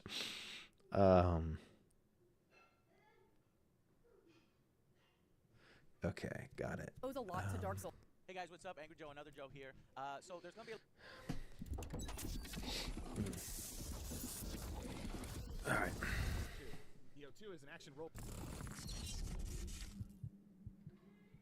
Hey everyone, how's it going? Delrith here, bringing you another rapid-fire review, this time for the game Nioh 2. Nioh 2 is an action role-playing game developed by Team Ninja and is a sequel to Nioh, which came out, I believe, in 2017 on the PlayStation 4 as well. For anyone who isn't familiar with what Nioh is in general, it's a fantasy take on feudal Japan involving both heaven and hell, yin and yang, with your main goal being to slay evil spirits known as yokai, who have invaded the world of man and are causing a ton of chaos. While doing this, you'll passively gain experience to put into various stat points and skills, with combat being fast-paced and arcadey, sort of like a Ninja Gaiden. Now, I'm gonna be completely honest with you. I really enjoyed Nioh 1 for what it was. I enjoyed the story, and I really liked William as a character, and I genuinely loved the whole universe they portrayed with a mix between magic and Japanese demons and giant swords to kick their asses. I enjoyed the game so much that I have no shame in saying that this was my most anticipated game of the year, and honestly, the only game I got... I'm going to guess that because of, you know, they didn't stick to a traditional character, that it probably took away from the story. Really hyped about. Generally something I try to avoid given releases the past year or so, but I really just couldn't help it, and I was super eager to dive right in. First things first, Nioh 2 is graphically almost like... That makes sense. That makes sense. Well, this might be the time to at least go back and play the first one, but let's see the fan reaction for 2. Identical to the previous game, including a massive amount of game I got really hyped about. Generally something I try to avoid given releases the past year or so, but I really just couldn't help it, and I was super eager to dive right in. First things first, Nioh 2 is graphically almost identical to the previous game, including a massive amount of reused assets, but it's got fancier lighting and water and character models. It's like they took a building and gave it a facelift, with all the nice decorations and bells and whistles being tossed on to give it appearance of being brand new. Hey, I remember this level, they just recycled it. Now, this isn't a bad thing in the slightest. I'm a general believer in not trying to fix something that isn't broken, and with this just being a graphical improvement to something I'd already liked, you know, a solid foundation, I can't complain. The new yokai models they added are all quite unique and feature some of the best monster animations I've ever seen in a game like this, even putting Dark Souls animations to shame, and the particle effects and ability visuals are all top-notch. Hey, it's pretty. You should get on the PlayStation 4's hardware. Characters and weapons are all extremely high quality and high resolution to boot, with the game even offering you the ability on the PS4 Pro to choose between cinematic high resolution textures or performance, although it felt like I was getting 60 FPS regardless of which option I chose. You also get the ability to customize and create your own character from the start, and it's pretty damn elaborate, so I like that. And honestly, there's nothing to complain about with the creator. You can make some pretty sexy looks. The UI is the same for the most part as it was in Nioh 1, proved in Nioh 2, with everything being extremely high quality. Technical sense, Nioh 2 ran perfectly fine. Disconnect, crash, or lag. And to my knowledge, there were no major hell was going on for vast early on, so props to Team Ninja for polishing it in that regard. The story, though, of Nioh 2 is what I would call the game's first weak point, and I genuinely have to say that I had absolutely no idea what the hell was going on for vast tracks of my playtime. It's a chicken. Also, he looks a lot like that guy that was fighting Sekiro. Now he doesn't. You start off finding out that you're a half-demon, half-man person running into a man with a spirit monkey who says, hey, let's go work for Nobunaga. And that's pretty much all the guidance you get. Random characters pop in and out with absolutely no rhyme or reason, and you seem to absolutely lack all personal motivation or investment as a character to explain why you are where you are. Yep, kind of goes back to what we were talking about earlier, you know, Lord Fire. Like, you got to have some type of pull. And, you know, you can have great graphics, you can have great gameplay, but if you're not, like, you don't have a good story. It happened nonstop in the first 3/4 of the game, and at no point did I feel any connection to the characters or care about anyone else that I met on the story. There were times while I was playing where people I've never seen or heard of just, you know, appeared in cutscenes, did something, and then, kind of funnily enough, died, and it left me even more confused. A great example of something like this is the whole Nobunaga arc. You're fighting with him to win a battle for some reason, and then you win, and then 5 seconds later, everything is on fire and everyone's dying, and then he just kills himself with no effort to escape. Like, seriously, span of 5 seconds, everything just spontaneously exploded and everyone died, with absolutely no chance to leave up to those events or figure out the logic applied to them in any way whatsoever. Why was Nobunaga betrayed? Like, what happened? Nothing was explained. Hmm. We literally just conquered a place, and everyone was happy, and he was like, yeah, good job. And now he's fucking, everything's on fire. I don't understand. The whole game is like this up until the very end where things kind of come together, thanks to the story tying into the first game, but it just could have been so much better. Now, don't get me Yeah, it sounds like if they just had stuck with the main character like they're going to do for the third game, can make the story more cohesive. wrong. Nioh 1's story isn't the most immersive or the best told narrative in the world, but William was genuinely likable, and he Yep. had the all-important carrot on a stick to explain why he was where he was. See, he went to Japan to chase some douchebag named Kelly who stole his spirit girl waifu, and so in the course of chasing Kelly, he was dragged into multiple scenarios and everything tied into that. In Nioh 2, however, you're just some fucking demon bro going around murdering dudes and sucking the spirits out of everyone like some sort of ghost vacuum, and that's your entire motivation, and it could have just been so much more. At least the cutscenes, although confusing, were all very, very well done and great to watch. I just wish I understood what was going on. Overall, the story itself, counting side missions, will span about 40 or so hours, and that's if you're not getting your ass kicked, with the New Game Plus mode adding more stuff if you haven't seen before later on once you've done everything there is to do in the standard mode. Combat is pretty much identical to the first Nioh. It's a fast-paced hack and slash with low, medium, and high stances, each featuring a different bonus for you to use during specific situations. That's a mouthful. Low stance is a fast-paced but very light impact stance, with your dodges almost being immediate and using almost no stamina. Mid is the best of both worlds. It's relatively quick and will break guards faster, with high being the big stamina use, but every swing hits like a truck. And Rock, paper, scissors. enemies will of course have stamina, just like you, or ki in this case, that you can wear down through attacking, with the execution always being available when you break their guard. This applies to both yokai and human enemies alike, allowing you to figure out different strategies and deduce the weaknesses of each enemy type, for the optimal path to execution. There are quite a few weapons that have carried over from the previous games, things like the Odachi DLC, the Kusarigama, the Katana, and so on and so forth, and they're joined by the dual hatchets and the switchglaives, really, new in this game, really adding to the arsenal and capabilities of your character as you're plowing through the story. Each weapon is entirely unique. It almost like offhand, as I'm seeing this review and seeing the first one kept a nice, good, slow burn. Like a nice, slow burn. Like a perfect, you feel the fire from fight to fight. You feel the impact from every encounter. But just even like seeing this offhand, it just seems like they tried to turn up the fire and keep it constant, which almost took away from the game. Kind of like with Resident Evil when they turned up the action, it can take away from that, like each fight being so impactful. And then also, again, the fact that they took away the character that people liked seemed like a little bit of a step back. Just my thoughts so far. In its own right and requires different stats to be truly effective, with every weapon having different priorities on what you want to master. The two-handed axe, for example, scales mostly off of stamina, getting stronger and gaining more damage the more points you put into stamina. I mean, it still looks like the deepening the combat system was good, but maybe they should have increased the enemy in turn. Weapons, while you use them, will gain proficiency on top of everything else, which awards skill points with a massive skill tree for each weapon being available, and further allowing you to customize how you fight and what you do in combat. This is even further expanded upon by skill nodes that unlock skill customization for that specific skill of that weapon, allowing you to do things like convert some abilities to fire, water, ice, or to do more damage with them, maybe even with negatives for the positives that you get, really just giving almost no limit to what you can do with your builds. Magic and ninjutsu are also back in Nioh 2, each with their own skill trees as well, with magic now including things like lightning nukes and various assortment of new buffs, and ninjutsu being expanded to have a bunch of different throwing weapons, bombs, traps, you name it. Both of those are extremely powerful in their own rights and just added more flair to the game, and the amount of hybrid builds you can do between them all is insane. I think you can grab a bit of everything too, which is nice, or hard focus on one thing. It's just entirely up to you. Experience, of course, is gained through killing enemies and consuming Enrata crystals, just like the previous title, with various different uses for it, but it's primarily just used for leveling up. There's really been no change at all to the Enrata system in Nioh 2, and I'm glad for it. I like more of the same, and this just expands on your base option.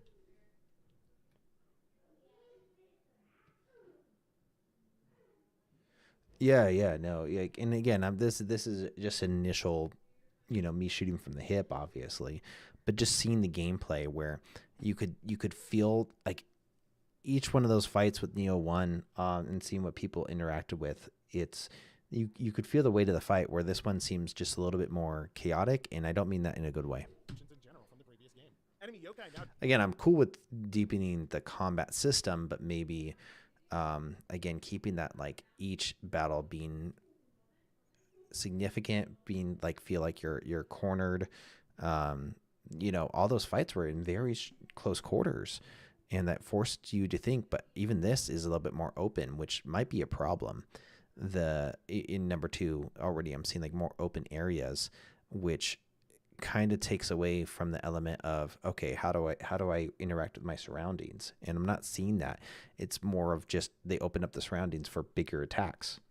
drop soul cores for you to pick up, with these cores each offering different stat bonuses to your spirits when you shove them in there. They also give you the ability of said yokai you killed when you use your yokai gauge meter in combat. These spirit cores also include bosses, allowing you to do some really neat abilities, and overall it's just an awesome additive to an already great system. Personally, I think it's fantastic that you're actually able to absorb the power of bosses and utilize them against foes. It's something not a lot of games do these days. It's worth mentioning at this point that the living weapon has been completely replaced with a yokai shift mode based on your chosen spirit, with the types being feral, brute, and phantom. I gotta say though that in every instance that I tried, and even intentionally trying to power up the mode, it just plain outright sucks. And it's but a mere shadow of what the living weapon was, and just generally feels underwhelming to use. It lets you get a few attacks and then shuts off. Yeah, kind of like back to the Kingdom Hearts 3 gameplay where when I said, you know, you add too many things in instead of adding depth. I rather have a few things that just feel tight and feel like it has a lot of depth. Or get hit a couple of times and not take damage, but immediately lose the shift, power up the mode. It just plain outright sucks. And it's but a mere shadow of what the living weapon was, and just generally feels underwhelming to use. It lets you get a few attacks and then shuts off, or get hit a couple of times and not take damage, but immediately lose the shift. And I wish it was better, as it's just totally lackluster right now. You actually struggle to find times where it's better to use your yokai mode compared to just swinging your weapon about, as you generally do more damage outside of it. And I hope they patch it in the future to make it more effective. Maybe there's some ridiculous cheese build I don't know about, but right now, from everything I tried, it's just bad. Crafting and upscaling and soul matching and all that exists, with a lot of new options in the blacksmith to support an already great system. You can still mix and match dozens of different sets to get all sorts of fun bonuses, and even scale gear up to your level if you desire so, if you just get those perfect stat rolls and you don't want to waste your time trying all over again to get them again. You've also got tempering, which allows you to change rolls and use materials to get even better rolls on your weapons, so that's awesome, with remodeling now being a thing and even allowing you to change the stat weights to add even more damage onto weapons based on the skills that you want to scale. I could go on and on, but you get it. The smith is great and allows lots more customization on top of customization. And oh yeah, they have a kick-ass refashion option that allows you to change appearances of gear, keeping you beautiful even if your base set is ugly. The tea house was returned as well, with the clan wars being a thing too, with each clan offering similar bonuses to what they did in the previous Nioh, and encouraging players to change their clan based on what build they're going for at a time. It'll also be where you can get character skins if you wanted to replace your whole character model, just like prior, even allowing you to be William from the first game if you wanted, just through getting enough honor from killing revenants. What else was there? Oh yeah, multiplayer is pretty sick, although it has massive flaws, but either way, I'm glad that they've expanded the Torii Gate and improved connectivity. Currently, my biggest complaint with multiplayer is that the scaling is absolutely overtuned, with enemies getting like 5 or 6 times more HP if you have 3 people, making their stamina absolutely impossible to break, and some moves just straight up instant kill you. Couple that with the fact that, upsettingly, checkpoints don't matter if you're on an expedition with a friend, and you can, at times, have a horribly frustrating experience, with deaths resulting in you losing all Amrita progress and having to start over from the very beginning of the mission, bosses and all. Shrines aren't checkpoints in multiplayer. No, they're not. They're not. Shrines in multiplayer, you have no checkpoints. That's why it's a lot more difficult in a lot of ways. Because you just basically, if one of you gets caught out somewhere and falls down where someone else can't get you, the match is over. You gotta start over. This is even more angering from the fact that some missions are boss gauntlets, with some bosses being total bullshit, so just keep that in mind if you're planning on playing with friends, as it can be really, really rough. You do have the option, though, of just summoning people temporarily in, like the first game, which is nice, but the expedition mode could have just been a lot better. New Game Plus mode comes back too, and it allows you to farm the best items in the game and play through it once more. Nothing to brag about, but, you know, it's there. So there is an in-game with special sets and items only obtainable in the second playthrough. Overall, though, I gotta say that Nioh 2 is a pretty damn good improvement over the first game, even though the story completely sucked and made no sense. I was just totally satisfied with my experience. It was fun playthrough for sure, and the customization was wild with the game being beautiful, and I got to kill a ton of demons in the process. The final score I'm giving Nioh 2 is a solid 8 out of 10, with the potential for it to go higher in the future with DLC, and I just wish that the story made more sense, and I really can't say that enough, as thinking about it now, I still can't figure out what the hell was going on. And you know what? Fix the multiplayer too. That'd bring it up. It's just gonna need more patches and DLC in the future. I can't say though that I suggest anyone who was a fan of the first game to go and pick up Nioh 2. It's rad and definitely worth the price tag, and it's PS4 exclusive, so hey, you know, it's gonna get supported. Okay, complete game with over 100 hours played. It's kind of sad that this game didn't get a 4 review. I'm happy that. Joe, we include the shift mode powers up all your for more damage. It's not about mashing. But that's the mechanic behind. Something like didn't bother reading any of the mission briefs.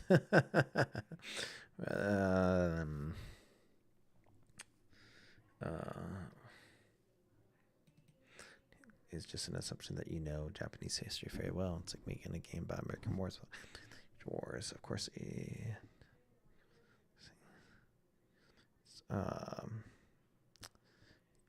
That was actually one of the best reviews out there.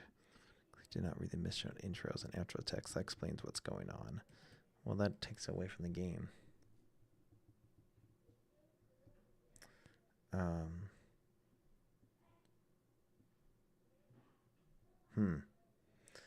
I love this game.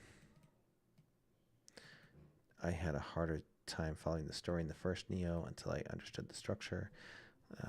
The character Nioh does the same thing, actually set up more characters. Nioh 1. Yep, purely gameplay focus. Yep. I think you nailed it there. I forget that, you need likable characters first. This is make that clear. The missions are just pivotal moments, not the other. Like the living weapons, they have different functions.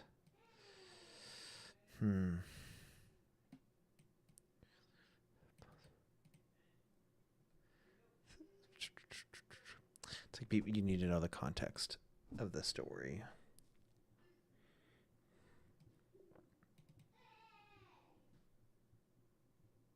So, Animusha. That is where we are at.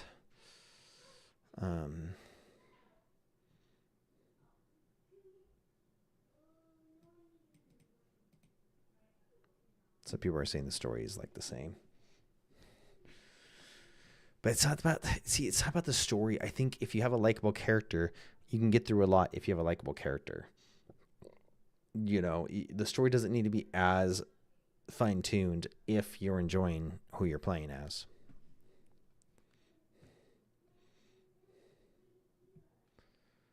Okay, let's see what... Hey, we're back with another episode of Before You Buy, the show where we give you some straight-up gameplay and our first impressions of the latest games. Hey, folks, it's Falcon, and I'm going to be talking to you today about Nioh 2. Now, as you know, the original was very, very good. There were some minor flaws, nothing too major, and I'm pleased to report that although this one doesn't really rock the boat, it does do a lot in the way of sort of fixing some of those flaws. We'll go into that in just a little bit. I do want to cover some basics first, though. Is this the most realistic game you're ever going to look at? Absolutely not. It is a pretty game, though. Great art direction, great color palette. It does a whole lot in sort of continually thrusting you between hot and cold. There's a lot of fire and a lot of darkness, and it really does create a good effect. The story is actually a prequel. It's set a little less than 50 years into the past from the original Nioh. It does just as the original does. It's essentially a historical fiction. See, like, out of all these battles so far, this battle right here, which I saw Donkey do too, is like perfect. This battle looks right here, and this boss just looks sick. For some basics first, though, is this the most realistic game you're ever going to look at? Absolutely not. The one It is after a great this, I game, mean. though. Great art direction, great color palette. It does a whole lot in sort of continually thrusting you between hot and cold. There's This a lot guy. of fire and a lot of darkness, and it really does create a good effect. This The guy story right is here. actually a prequel. It's set a little less than 50 years into the past from the Like, original. that looks like a slow burn battle, like a really intense battle.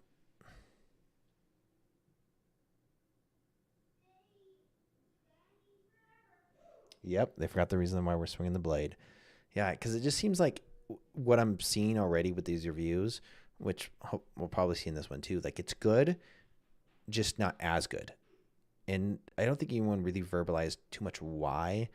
And just what I'm seeing offhand, that's the why I'm seeing is just this, like they lost just a little bit of that magic. And I almost need to go back and figure out why people like Omni, I can't say it. Yeah. This is why I practice words before I do videos. Animusha.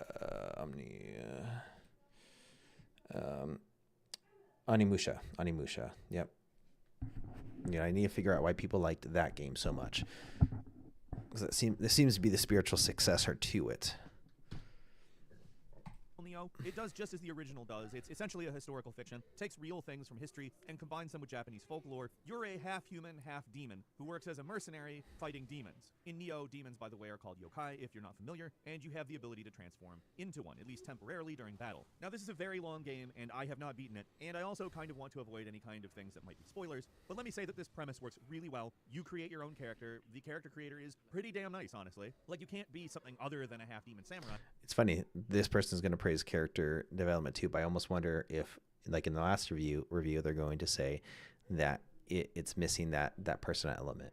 But as far as your clothes, your face, I really wonder if he's going to say it. colors of basically everything, hair, makeup, it's really extensive, and you could really go wild with this. The structure of the game, pretty much unchanged from the first. You have a number of missions. You enter a mission, explore, fight a bunch of tough battles, unlock shortcuts, keep returning to shrines, which work like checkpoints and allow you to upgrade your character, etc., etc. Speaking of upgrading characters, the progression is very RPG style, despite the fact it's broken up into a lot of different missions. And the stats are all actually fairly serious. There's no trap stats. I think it does a lot to encourage experimentation regarding what you do with your character. I think it does a great job of making This you looks feel like a you're good not really fight stuck. right You here. spread the points around, try new things. It's Again, you're tight. You're in a tight spot where you could be messed up, and you're having to focus on how this unique enemy is fighting. actually great. I wish more games would spend time trying to create systems that encouraged you to experiment. So understanding these basics, let's move into the real meat here, combat. The majority of this game hinges on the combat, and as we know from the original Nioh, they know what they're doing. This is a very good Souls-like. In a lot of respects, the original managed to distinguish itself to such a point where people weren't really calling it a Souls-like or being too harsh in their comparisons. And while I don't know that I would call it a huge upgrade, there are definitely things that make the combat, I think, better in this game.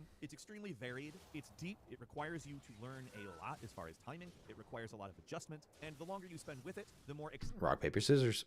Yeah. exciting and satisfying combat becomes. This game has a stance change system, which just makes that is it really just keeps you involved in the moment. You stay on your toes. It forces you to learn a rhythm and become attuned to the game, which games that do that tend to be easier to get immersed in, and I would absolutely say that I really wonder if this open world is going to take away from that love. If I wonder if those are the reviews that are going to come out regarding the third one. Like, the open world is nice and great, but that is the case in this game. So our biggest new addition in the combat is probably the burst counter. It adds the ability to counter some of the more damaging things that enemies and bosses will throw at you. Honestly, in some ways, it's kind of like a parry, but with the sort of yokai transformation thrown in. And if you screw it up, yeah, you're probably going to eat the attack. It is rough at first. But once you learn the rhythm of an enemy, and the rhythm is different for all of them, obviously, what seems like an impossible thing to do suddenly becomes pretty easy. There with you the go. burst counter. And you kind of get a little bit of time at the beginning of the game during the tutorial segment to experiment with different ones. You can kind of find what suits you best there, at least to some extent. Speaking of the beginning of this game, I want to go ahead and say this is going to be an extremely difficult game at first, especially if you never played the original Nioh. I think it's funny. I had someone in the first live stream when I was studying saying Nioh 2 was too easy. It's just interesting to see everyone be like, oh, it's a difficult game. It's a difficult game. That one guy is a champ being able to take on this game and say it's too easy. I love it. Like, there are more mechanics in the original Nioh, and they throw tons find what suits you best there, at least to some extent. Speaking of the beginning of this game, I want to go ahead and say this is going to be an extremely difficult game at first, especially if you never played the original Nioh. Like, there are more mechanics in the original Nioh, and they throw tons of this stuff at you, and you're not really sure what any of it means if you're not sufficiently sort of already there from the first game. Like, they're talking to you about burst counters, key pulses, soul cores, and you're kind of like, I don't know any of this. I played the first one, and I was kind of like, all right. Oh, that'd be good. Yeah. Yeah. People said really good things about Sekiro.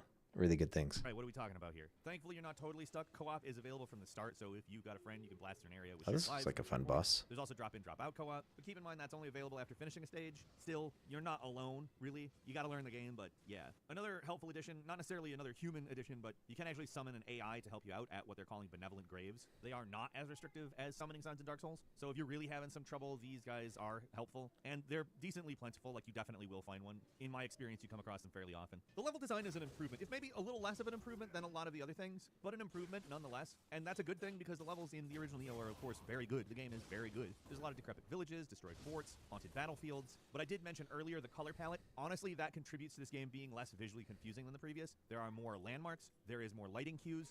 They said in the third one, too, how much they're focusing on the structure, being able to tell even the period of the history if you're a history buff, just with, you know, how the structures are. You could tell the era, which is pretty cool. So they're leaning into that element. And just distinguishing things from each other is definitely better in Nioh 2 than 1.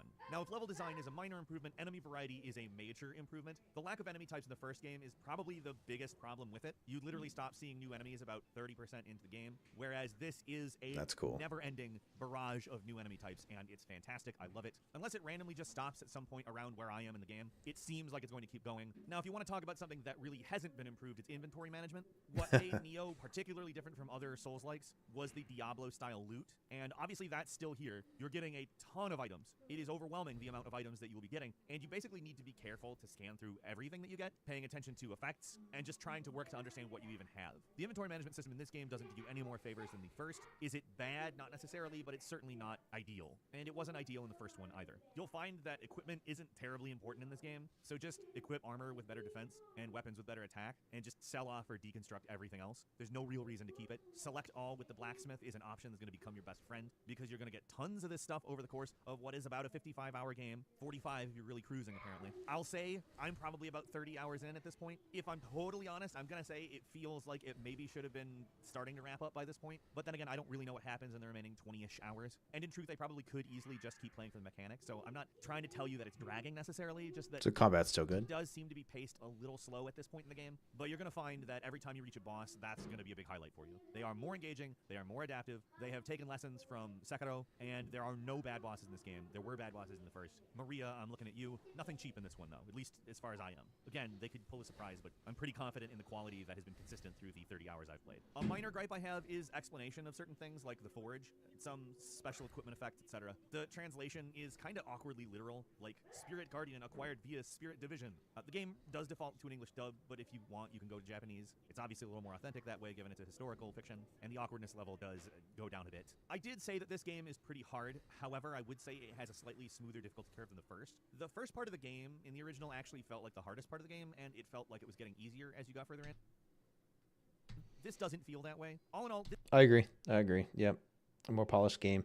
I mean, they're introducing new elements, so I think that's really where the fact that it's more open world, switching styles in one playthrough.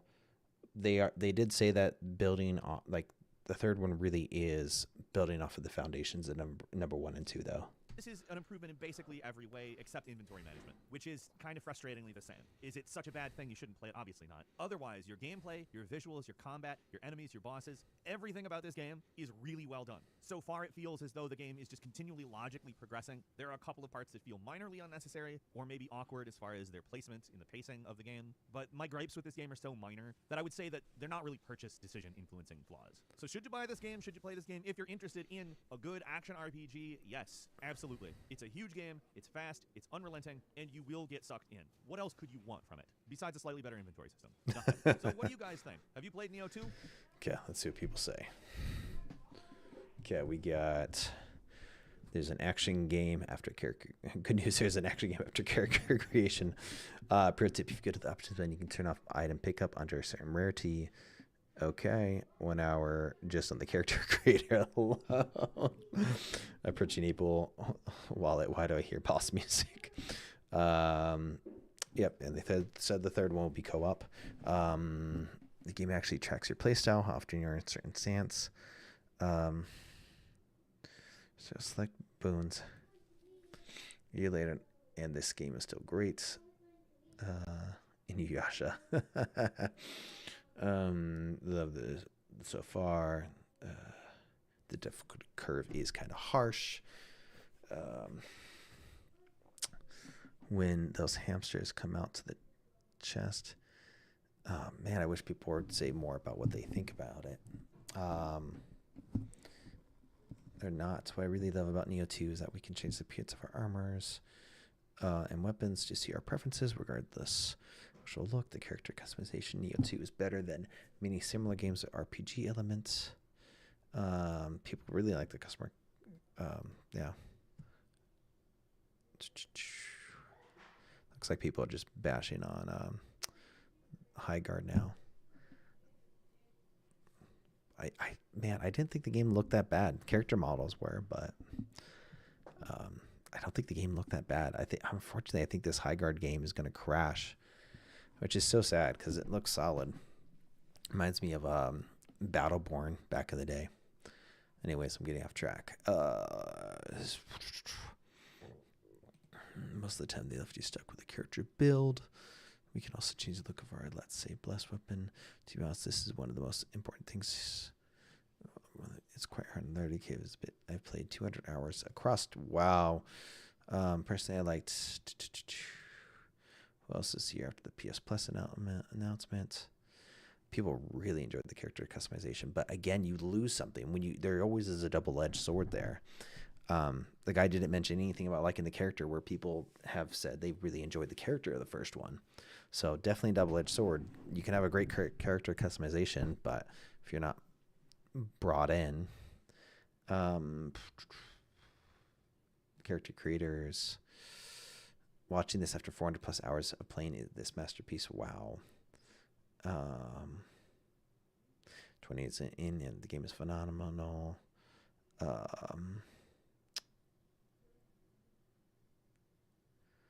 think it really goes with this game. I've had so many moments with Nioh 2 that brought me back from memories of Ninja Gaiden 1 and 2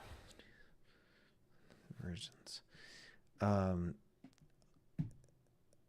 Overall, I mean, shoot, just with what I'm seeing, I mean, it's still good. It's still good. And this kind of leads into everything I'm reading about after researching the third one. Like, the team loves the game. The team, like, the players love the game, and the team loves the game. And even it's like, it's a solid, good game. And if the third one's coming from a place of love from the dev team up, there really isn't drama except for, like, they're bucking the trend. Maybe that's the angle I can come from. Like, they're bucking the trend. It's fascinating. All right, I might have to call it here for tonight. But Lord Fire, thanks for watching. Thanks for joining. I'll be back Wednesday. I might start working on the script Wednesday. I might see if I can find out any other interviews first and then start working on the script. But yeah, this is good. At least I kind of got a pulse on it now, which is good. Yeah. Okay. Good stuff, man.